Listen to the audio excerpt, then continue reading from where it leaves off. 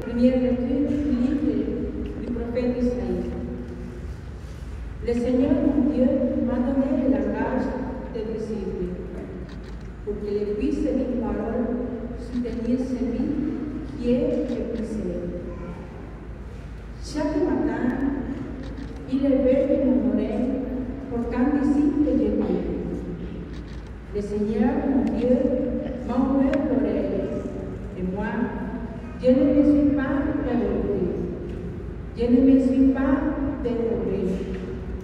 J'ai présenté mon dos à ceux qui me frappent et mes yeux à ceux qui m'arrachent la balle.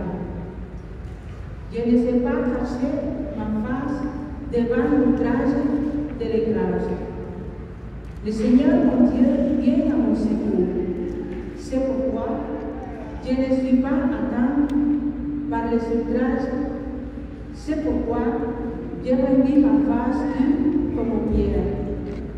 Je sais que je ne serai pas confus. Parole du Seigneur.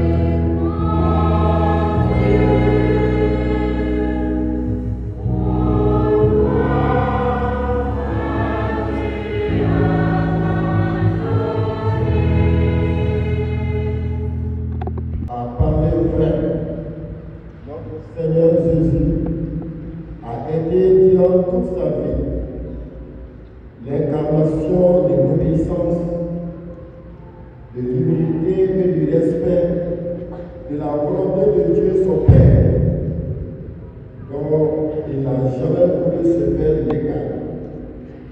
des prud'hommes.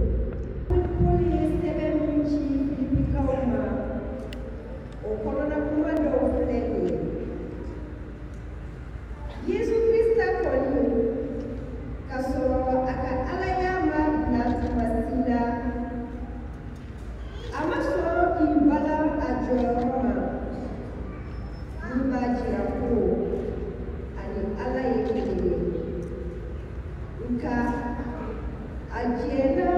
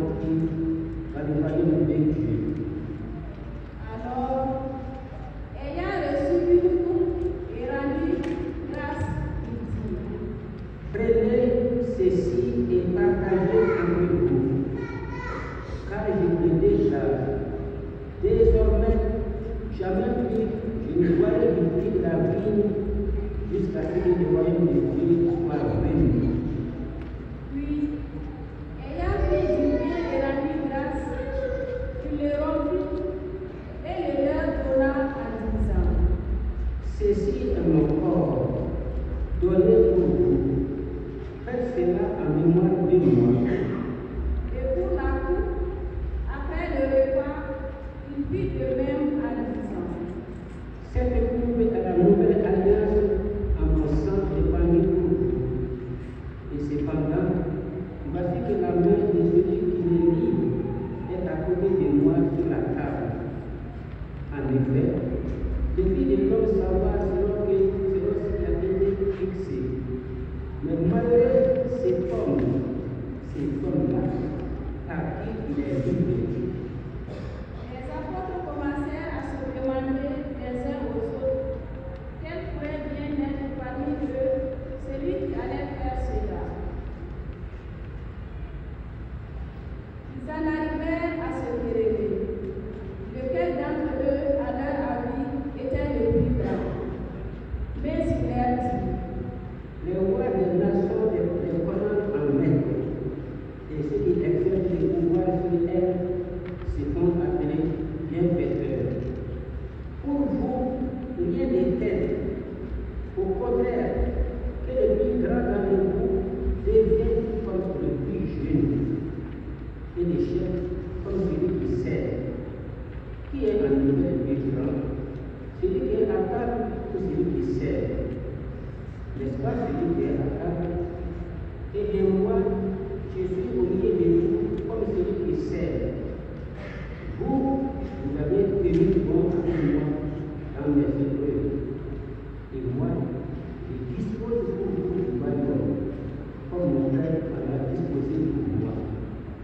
Ainsi, vous mangerez et boirez à ma table dans mon royaume, et vous siégerez sur mes trônes. Pour juger les fils d'Israël. Simon, voici que Satan vous a réclamé pour vous passer au crible comme le blé.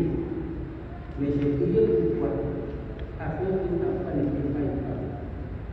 Toi donc, quand tu seras revenu, affermis tes frères. Pierre lui dit: Seigneur, avec toi, je suis prêt à aller en prison et à la mort. Jésus le dit: Fidélité de la prière. Et comme il s'en va aujourd'hui, avant de toi, par 3 fois, tu es lié de connaître. Puis il leur dit: Quand je vous ai envoyé sans bouche, ni sac, ni sandales, avez-vous manqué de quelque chose? Il lui répondit: Non, de rien. Jésus leur dit: Eh bien maintenant, celui qui a pris une bouche, qu'il la prenne.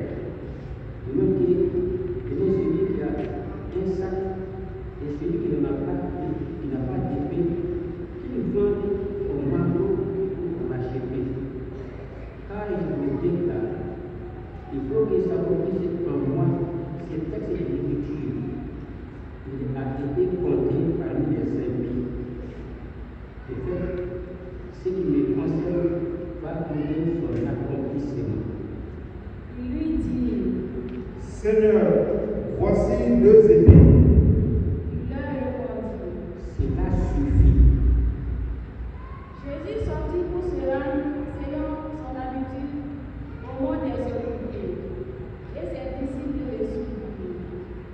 Arrivé à ce lieu, il leur dit: Priez pour ne pas tomber en tentation.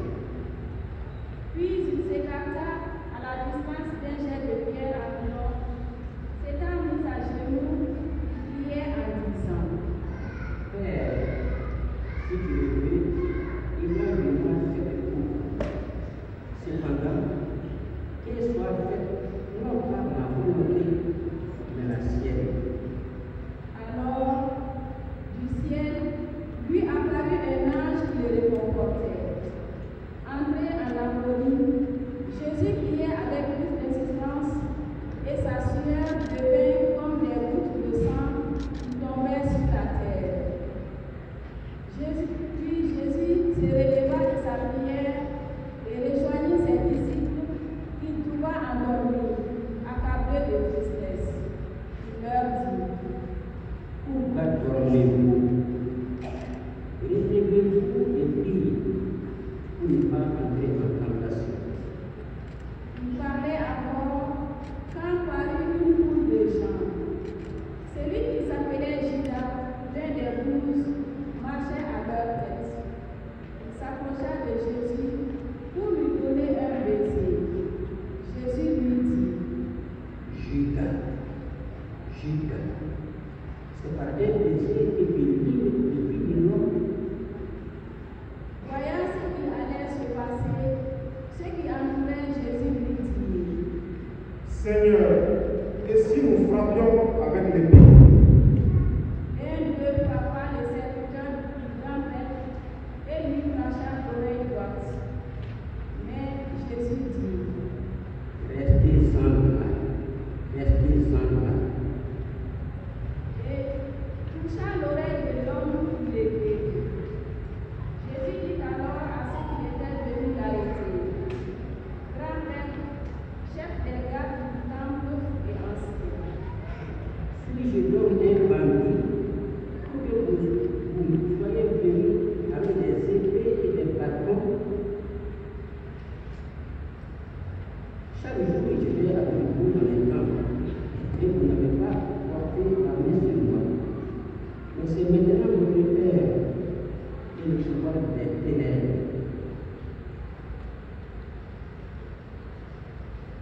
Pitié, Seigneur, car nous avons péché. Pitié, Seigneur,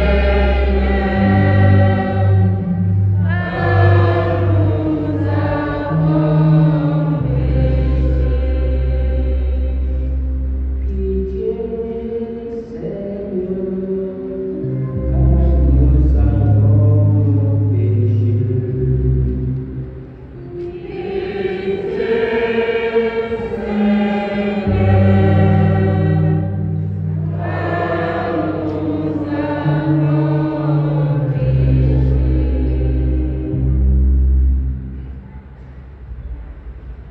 s'étant saisi de Jésus, ils l'amenèrent et le firent entrer dans la résidence du grand prêtre. Pierre suivait à distance. On avait allumé un feu au milieu de la cour et tous étaient assis là. Pierre vint s'asseoir au milieu d'eux. Une jeune servante le vit assis près du feu. Elle le dévisagea et dit: Celui-là aussi était avec lui. Mais il nia. Non, je ne le connais pas. Peu après, un autre dit en le voyant: Toi aussi, tu es l'un d'entre eux. Pierre répondit: Non, je ne le suis pas. Environ 1 heure plus tard, un autre insistait avec force: C'est tout à fait sûr. Celui-là était avec lui. Et d'ailleurs, les Galiléens. Pierre répondit: Je ne sais pas ce que tu veux dire. Et à l'instant même, comme il parlait encore, un coq chanta. Le Seigneur se retourna, posa son regard sur Pierre. Alors, Pierre se souvint de la parole que le Seigneur lui avait dite: Avant que le coq chante aujourd'hui, tu m'auras répété 3 fois. Il sortit et, dehors, pleura amèrement.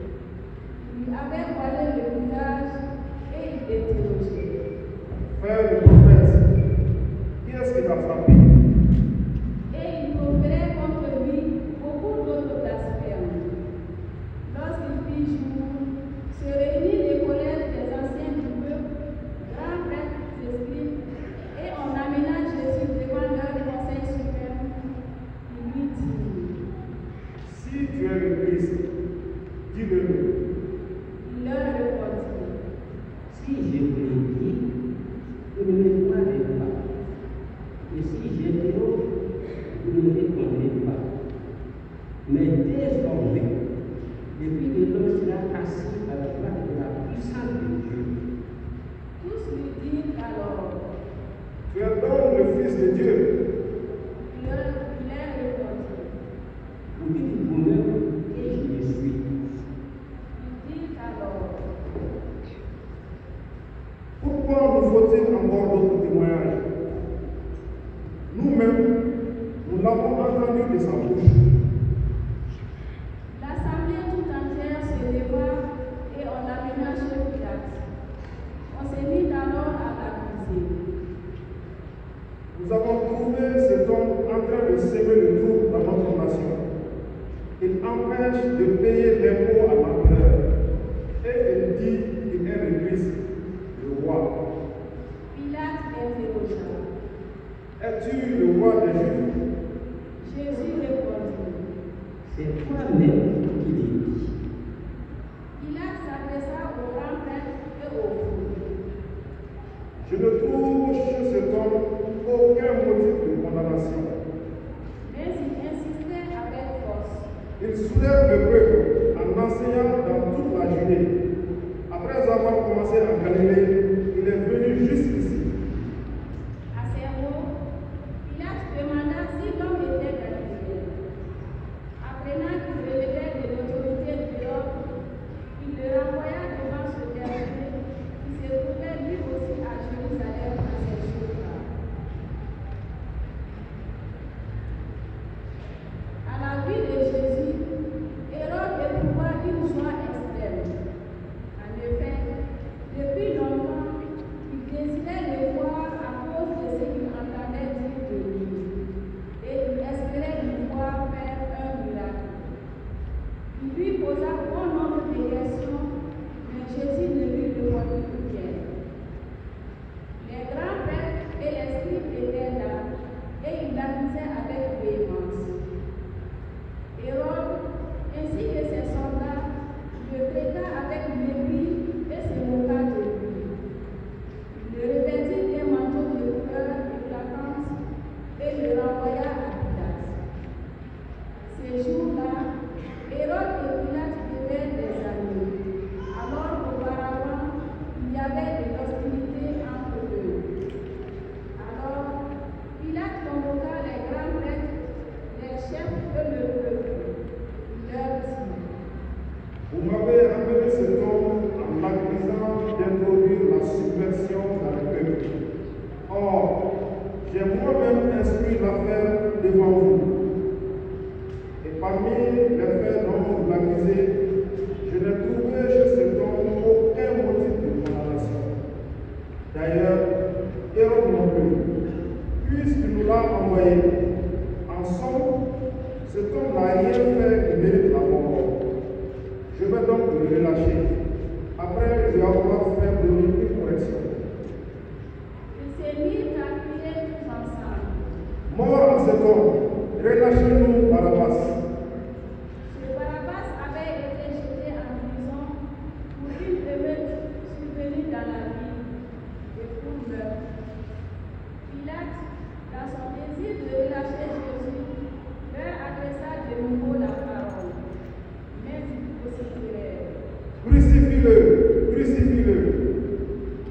Pour la troisième fois, il leur dit, Quel mal a donc fait cet homme? Je n'ai trouvé en lui aucun motif de condamnation à mort. Je vais donc le relâcher après lui avoir fait donner une correction. mais il insistait à grands cris, réclamant qu'il soit crucifié. Et leur cri s'amplifiait. Alors, Pilate décida de satisfaire leur requête. Il relâcha celui qui réclamait, le prisonnier condamné pour émeute et pour meurtre, et il livra Jésus à leur bon plaisir. À la fois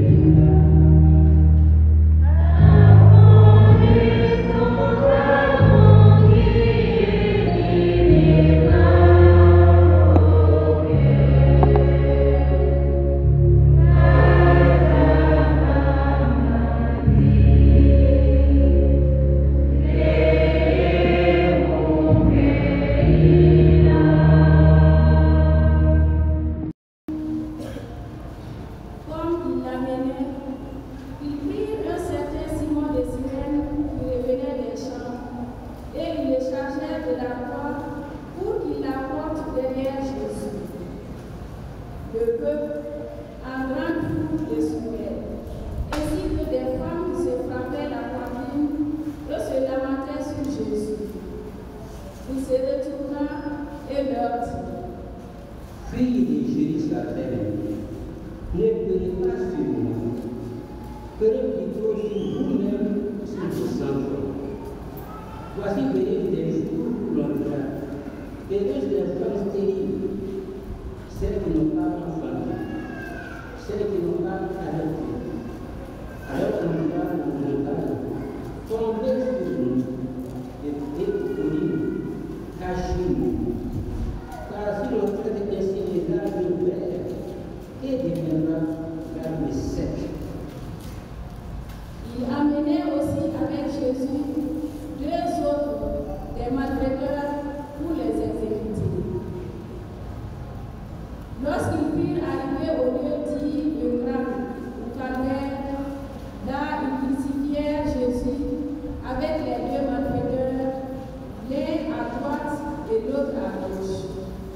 Jésus disait: Père, pardonne-leur, ils ne savent pas ce qu'ils font. Pitié, Seigneur, car nous avons péché.